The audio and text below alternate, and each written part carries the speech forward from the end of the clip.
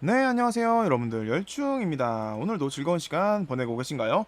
자, 오늘 여러분들에게 들려드릴 파이 소식은 이 메트로폴리스라는 책 내용 안에 한 가지를 좀 더 말씀을 드리면서 여러분들에게도 저의 파이에 대한 생각을 한번 전달을 드리려고 합니다.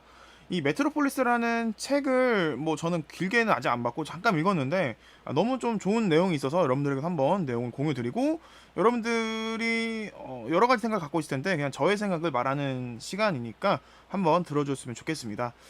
저에게 요새 댓글이 좀 그런 댓글이 많아요. 왜 동남아, 인도, 중국 중국 못 사는 나라가 아닌데 꼭 중국을 안 좋게 생각하는 사람들이 좀 있어요. 뭐 당연히 그럴 수 있죠. 근데 참 아무튼 우리가 생각해봤을 때 상대적으로 좀 못 산다거나 GDP 관련해서도 우리보다 조금이라도 낮아 보이는 국가들이 이렇게 파이에 열광을 하는데 왜 이렇게 이 파이에 대해서 전망이 좋다 그러고 파이가 왜 이렇게 이런 가격까지 갈 수 있을 거라고 생각하냐 사기치냐 뭐 이런 사람들의 댓글들이 있어요. 뭐 물론 그거는 어떻게 보면 악플일 수도 있겠지만은 근데 그것이 좀 더 과해지면 악플이 되는 사람들이 많더라고요. 어느 정도 제가 의견을 수용하는 그 부분들도 있습니다. 근데 이런 분들을 위해 제가 그냥 한번 이렇게 생각하시면 어떠시겠습니까? 라고 하는 그런 영상입니다. 자, 여기 책 안에서 슬럼이랑 관련된 내용이 나와요. 슬럼 관련된 내용이 나오는데 이 슬럼과 우리가 지금 많은 곳에서 지금 붐이 일어나고 있는 부분 중에서 인도가 있죠. 인도가 지금 요새 핫합니다. Agar kita semua memahami apa yang kita doakan dan apa yang kita tidak jadi di Monas. 국가 같은 내용, 그러니까 뭔가 이제 국민의 가요 같은 느낌이잖아요. 예. 그런 것들을 좀 부르는 게 있는 것 같아요. 애국가 같은 느낌? 예, 저는 뭐 여기 말을 못 들었겠지만은 뭔가 이분들끼리 합창을 하고 있는 모습이 있어요. 이분들이 파이를 위해서 어떤 음악을 만들지 않았을 것 같고 뭔가 이 파이 네트워크들의 신자라고 표현을 했는데 정말 맞는 것 같습니다. 그리고 또 요런 유튜브도 있어요. 요런 식의 Tujuannya biar viral bahwa teman-teman tetap fokus. Sekali lagi, jangan. 여기 보시면 아까 뭔가 6월 28일 관련된 그 댓글이 아니라 자막이 달린 것 같은데 자 아무튼 이렇게 지금 인도나 동남아 쪽에서 핫한데 지금 인도가 지금 핫하잖아요. 그래서 여러분들이 이제 이 슬럼가에 대해서 다시 한번 이 제가 말씀드리는 부분으로 다시 한번 생각해 줬으면 좋겠다 라는 부분이 좀 있습니다. 이 책에서는 이 메트로폴리스 이 책에서는 슬럼이 기회의 땅이라고 해요. 그래서 이미 발전이 끝난 곳, 뭐 예를 들어서 우리나라 같은 이제 아니면은 미국이나 유럽 국가들 같은 이미 발전이 끝나는 곳에서는 꿈을 이루기 어렵다라고도 합니다.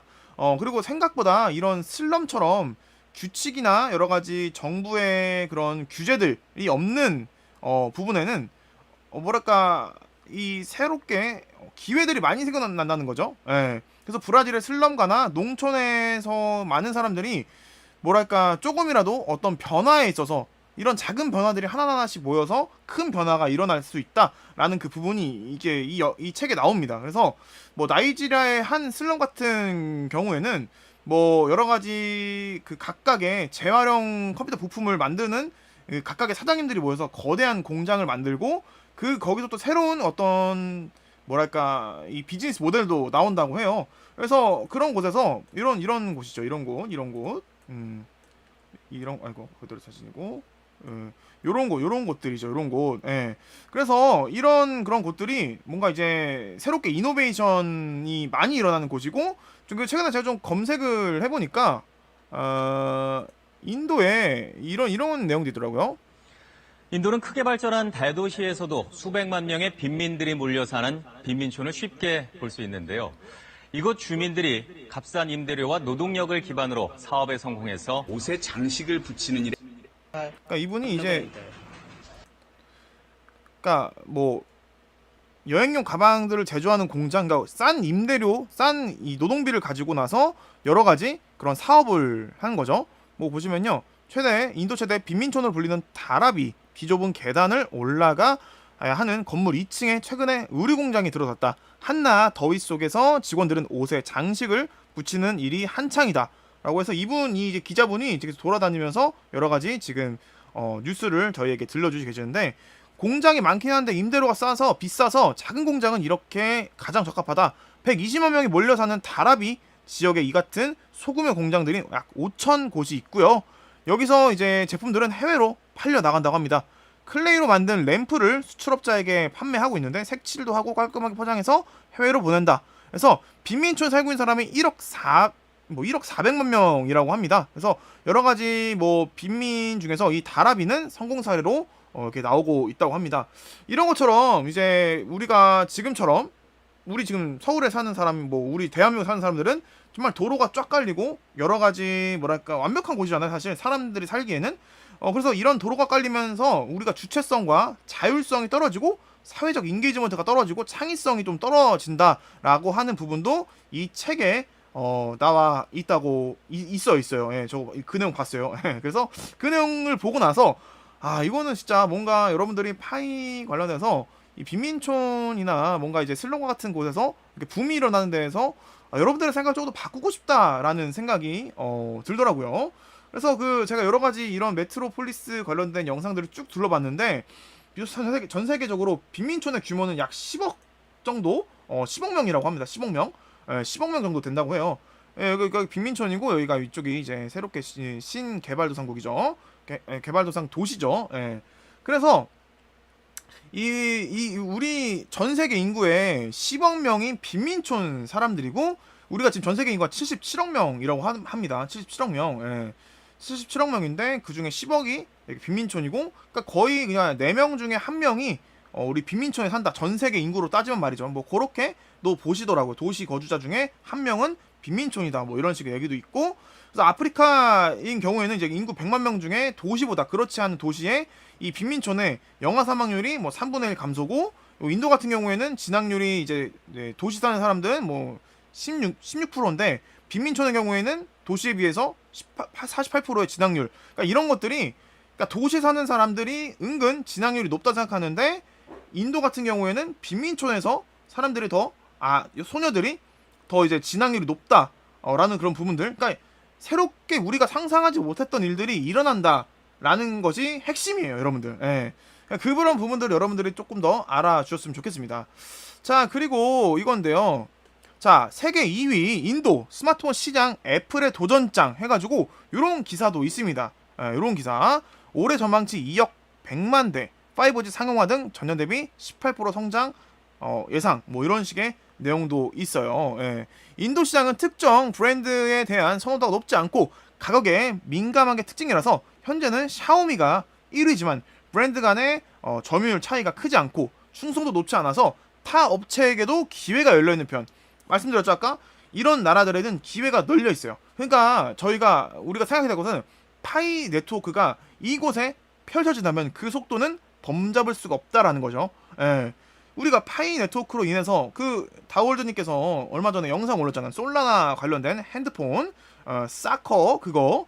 그러니까 아무튼 그런 것들이 만약에 파이 네트워크가 탑재된 핸드폰을 만약에 나온다면은 파이로 무료 채굴을 하면서 통신비를 낼 수가 있다. 라는 그런 뭐 신개념도 나올 수 있고, 뭐 여러 가지가 있는 거예요. 그냥 이건 제가 그냥 생각적으로 말씀드리는 거예요. 그래서 뭐 이런 슬럼가들이 규제에서 지금 벗어났기 때문에 새로운 것들을 나름대로 그 사람들끼리 만들어서 뭔가 살아간다라는 그런 내용을 여러분들에게 좀 말씀을 드리고 싶었어요. 그리고 또 보시면요, 가속화되는 인도의 도시화의 명암, 뭐 이런 식의 내용도 있습니다. 그래서 이거 제가 좀 봤는데, 보시면 자, 열악한 도시 인프라 상황은 곧 사업의 기회다. 이런 식의, 인도는 정말 기회의 땅. 뭔가 우리가 뭐 베트남으로 사업을 우리가 2000년대 초반에 많이 나갔잖아요. 그러니까 지금 인도가 그 시기라는 부분이죠. 2009년 아카데미 시상식에서 작품상과 감독상을 포함해서 총 8개의 부문을 휩쓴 영화 슬럼독 밀리네어. 이거 영화 안 보신 분들은 꼭 한번 봤으면 좋겠습니다. 우리나라에서도 인기를 모았고요. 당시 영화를 본 사람들은 하나같이 영화 내용보다 뭄바이의 빈민가의 처참한 모습이 인상적이다. 제가 여러분들에게 보여드리는 이미지입니다. 요런 거. 그죠? 자, 불행히도 영화의 모습은 650만 명 이상의 뭄바이 빈민가들이 살고 있는 현실이다. 이 영화는 현실성을 살리기 위해서 현지 빈민가에서 직접 촬영했고요. 등장하는 아이들도 실제 현실 속의 아이들입니다. 불행히도 인도 경제 수도인 뭄바이의 인구는 약 50% 이상이 빈민가에 살고 있습니다. 더군다나 빈민가는 시내 한 한복판에 밀집해 있는데 대형 빨래터, 중소형 공장, 점포 등이 고용장이 시내에 있어 주변에 몰려 살기 때문에 흥미롭게도 뭄바이에서는 도비가 이제 빨래가 천직인 천민의 지칭입니다, 여러분들. 도비라는 그 단어는 우리가 해리포터의 도비만 알았지 사실은 도비는 빨래가 천적인 천민의 지칭이라고 해요, 사실. 이라는 빨래터가 외국인들에게 주요 관광지가 되고 있다고 합니다. 좀 아이러니하죠. 또한 세계 최대 빈민가로 알려진 다라미, 아까 말씀드렸던 다라미는 현지 체험이 투어 프로그램에 포함되어 있기도 합니다. 다라미는 붐바이 남중앙 선거구의 150만 명 유권자 중에 약 30%가 거주하고 있는 것으로 알려졌고요. 따라서 다라비에 사는 주민들의 투표에 결정적인 선거가 영향을 미친다고 합니다. 정말 열악한 도시 인프라 현황. 매년 몬순 때마다 발생하는 도심 내 홍수는 인도 대도시 열악한 인프라를 그대로 보여준다. 그래서 여러분들, 인프라가 아직 갖춰지지 않는 곳에 무언가 들어갈 수가 있는 거죠. 그래서 새롭게 어떤 네트워크를 만들고 어떤 인프라를 구축해서 이 파일을 여기에 사용된다. 그리고 스텔라 같은 머니그램, 보셨잖아요. 이 동남아나 필리핀에서는 77%가 자기 은행 계좌가 없다는 거예요. 은행 계좌, 그러니까 우리가 예를 들어서 그 필리핀 같은 곳에는 GDP의 많은 퍼센트를, 필리핀에서는 지금 GDP 많은 퍼센트를 해외에서 지금 자금이 들어온다고 하잖아요. 인도도 비슷합니다. 예. 그러니까 이런 것들에 있어서 우리가 여러 가지 봤을 때 인프라를 구축해야 하는 곳에 베트남이나 인도 같은 곳에 먼저 이 도입이 돼서 실생활화가 된다면은, 실용화가 된다면은 어느 정도 여기서 성공적인 사례로 다른 나라도 할 수 있고 더 퍼지는 거예요. 그러면은 이 나라에서 이런 것들이 퍼지게 된다면은 우리가 파일을 채굴한 사람들은 여기서 장사를 할 수가 있고 우리는 여기서 살 수가 있는 거예요, 여러분들. 제가 이전에 여러분들에게 말씀드렸던 영상에 있어서 파이가 금에 대한 가치를 할 수 있는가에 대해서 말씀을 드렸잖아요. 그러니까 그 부분에 있어서 우리가 이 돈이란 것은 익명성이 가장 중요하다고 말씀드렸죠. 익명성. 그 익명성에 대해서 파이가 돈에 대한 그런 부분들을 조금이라도 갖출 수 있다면은 어느 정도 이 나라에서는 현실성이 있다라고도 좀 많이 생각이 들고 있습니다. 물론 우리가 지금 생각하고 있는 메타버스 이런 것도 여기서 미리미리 나올 수가 있는 부분이 있습니다, 여러분들. 예. 그래서 지금 최근에 이제 파이투데이도 있었고, 파이투에서 나온 여러 가지 내용들, 이제 직접적으로 물물거래가 가능해진다. 물물거래가 가능해진다라는 부분들. 파이투데이 여러분들 아시죠? 여러분들 파이투데이 영상 꼭 보셔야 돼요, 여러분들. 거기에 물물 교환이 가능해진다 내용이 나와 있습니다. 근데 이제 개인 간에 이제 이거를 진짜 돈으로 사고 팔고 이런 부분에 대해서는 금지를 해놨으니까 여러분들 그거는 확실하게 해주셔야 돼요. 그래서 우리가 이제 이런 나라에서 이런 것처럼 있잖아요. 우리 88파이에 이런 거를 산다는 그런 게 아니라 물물 교환이 실제로 가능하다. 진짜 일어날 수 있다. 라는 부분이죠. 예. 우리가 이제 물건을 만약에 파는데 진짜 이제 파이 네트워크의 법률상에는 이제 서로 돈 거래는 안 되지만은 이런 재화 거래는 가능하다 싶었는데 만약에 하나라도 이런 거래가 이루어진다면은 엄청난 파장이 이루어질 것 같아요. 예. 파이가 돈에 대한 역할을 못 하겠지만 물건을 사고 팔고 할 수 있는, 바꾸고 물물교환 할 수 있는 그런 역할을 충분히 한다면은 돈도 머지않았던 거죠, 사람들. 여기 사실적으로 보면은 돈에 대한 역할도 머지않아 가능하다는 거예요. 예. 우리가 이제 늙어서, 내가 예전에 말씀드렸던 것처럼 이 영상에서 내가 늙어서 내 아이들이 나를 먹여 살려야 되는데 내가 하자면 파이가 있다면은 어느 곳에 살아서도 된다라는 거죠. 동남아에 가서 내가 나이가 먹어서 노후로 우리가 동남아 가서 인도 가서 지낼 수가 있다는 거예요. 우리는 파이가 익명성을 보장하기 때문에 내 자식들이 나를 안 챙겨줘도 우리가 이 파이만 있다면은 가능하다. 이 파이만 있다면은 돈이 된다. 라고 하는 거는 정말 머지않았다. 라고 말씀을 드리고 싶습니다. 또 제가 이런 생각도 해봤습니다. 이거는 저만의 그냥 생각인데 그냥 한번 여러분들도 어떤가 한번 말씀을 해주셨으면 좋겠어요. 자, 이제 사장이 월급을 파이로 준다면 기존의 실제법정 화폐를 안 써도 된다. 그래서 제가 예전에 한번 얼마 전에 올렸을 거예요. 자, 사장이 월급을 파이로 준다. 그래서 이분은 좋겠죠. 그럼 우리 돈, 우리 달러든 뭐든 안 줘도 되니까 좋죠. 그래서 이분들이 인부들에게 파이를 줘요. 그러면은 사람들은 노동으로 다들 파이를 받겠죠. 근데 이분들끼리 물건을 거래하면서 파이 시장이 활발해지고 있어요. 그러면은 이분이 파이를 채굴해 놨는데 이 사람들을 월급을 주니까 파이가 떨어졌어요. 그러면은 이 사람은 다시 이 파이를 준 사람들에게 매수를 해야겠죠? 뭘로 매수하냐? 지금 현행 법상으로는 돈으로 못하니까 이 먹는 걸로 하겠죠? 먹는 거든 재화든 어떤 재화로 하겠죠? 그럼 이 재화를 이분은 이거를 딱 주고 이거를 매수하겠죠? 자, 그런데 얘는 뭘로 사냐?